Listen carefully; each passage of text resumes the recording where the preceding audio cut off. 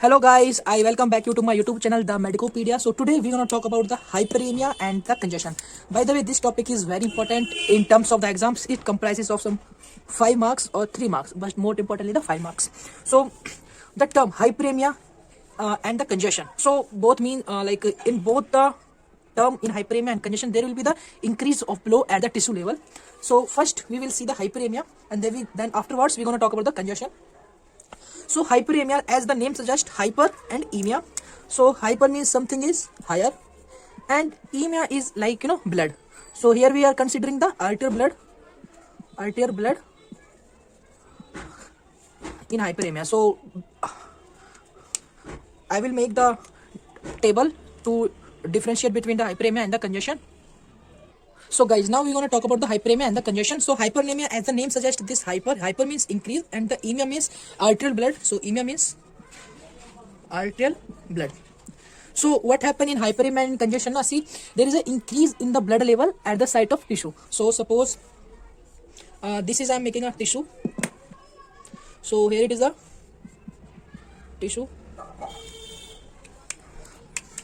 and from here artery is coming, right?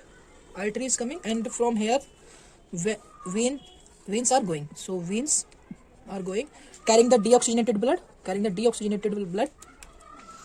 and here the artery carrying the oxygenated blood.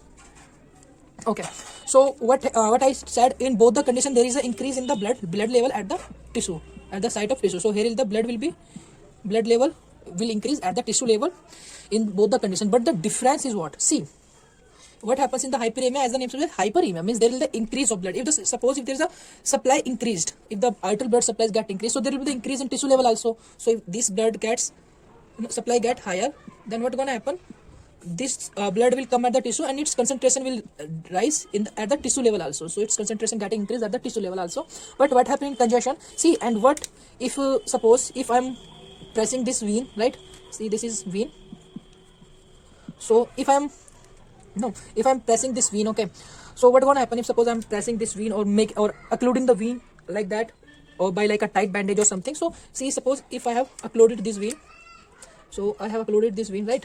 So now the deoxygenated blood cannot go out, okay? So then the blood will be accumulated here only at the tissue level. This is basically the congestion. So in both the condition, blood is getting increased. In the hyperemia, there is an increase in the arterial blood. In the congestion, there is an increase in the venous blood at the tissue level. So in both the condition, blood is getting increased. Now see, what are the conditions in between these the blood gets increased? So this in hyperemia, suppose I am making the physiological condition here. Like, what are the physiological condition, and afterwards we're going to see about the pathological condition. So hyperemia, see, suppose we are doing a severe exercise or we are doing any exercise. So during exercise our tissue needs so much blood, it needs continuous supply of oxygen. So we need like continuous supply of blood like in a higher amount than the normal one when our body present at the rest. So during exercise, right, during exercise we need higher amount of blood for oxygen purpose. So that is the reason now the supply of blood will get higher during the exercise. So this will cause the hyperemia, right? And what are the pathological conditions of hyperemia? In pathological condition, what gonna happen? See, if there is an inflammation, see, if I got any infection or cuts or burns, so what gonna happen? There will be the inflammation over my tissues, right? So during that condition, see, if I'm getting an infection or bite, so there is a redness happening now because of the inflammation. Why this redness? Because of the blood supply, increased blood supply. So there will be the increased blood supply during an infection. So the pathological condition is during inflammation. See, one of the cardinal sign of inflammation is rubor, right? Rubor means redness, and why redness? Because of the increase arterial blood supply to the tissue. So these are the physiological condition and the pathological condition happening in the hyperemia. And one more thing, okay, now I'm in contrast to hyperemia, I'm discussing about the conditions during the congestion. Yeah, so the physiological condition, and we're gonna talk about the pathological condition. Right? So physical condition, as I have told, see, if we have applied any bandage to the vein or to the to the tissue level, see, if suppose, have you ever tried to like occluding your hand, and can you see my hand gonna turn into the like little it will turn into little bluish coloration of my hand. So So what are the physiological condition? Like see, when we are applying the bandages, right? during the bandages and during pregnancy. See why pregnancy? See, if when our uterus get enlarged during the pregnancy, so there can be a tendency to press any vein, right?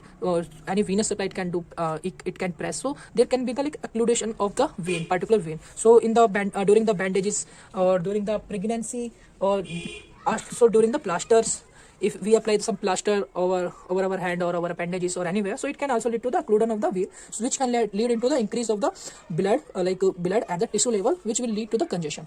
So basically congestion means increase of blood during because of like dabana, dabana in like physiological condition. But what are the pathological condition? See, in pathological condition are like what can be the, see, if this is our heart, yeah, left atrium, left ventricle, and here is the right atrium and right ventricle.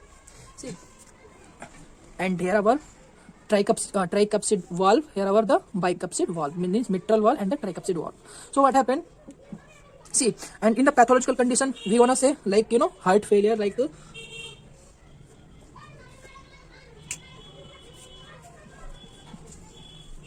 right-sided heart failure or the left-sided heart failure, we can get the congestion right-sided and left-sided heart failure, and CVC, in the CVC of spleen, lung, kidney. These are the pathological condition in which we gonna get congestion. We can get the congestion. So one more point I have to tell, that this is the active process and this is the passive process. Why active process? See, here blood itself has to go to meet the body demands, but here blood is doing nothing. There is some external things like bandages there, like plasters there, like occlusion is there, which is leading to increase of the blood. Here what is the thing? There is the tissue needs more blood supply, so blood coming itself to meet the tissue demand. But here blood has nothing to do, this tissue has nothing to do. It is happening because there is some other thing which is leading to the increase of blood at the tissue level, because of some there is some occlusion of the vein, or because of the right-sided heart failure. Tissue is doing nothing right here, like it is because of the heart, and that's it. So this is about the hyperemia and the congestion. So guys, if you like my video, then please do subscribe my channel. Thank you so much. We'll see you in next video.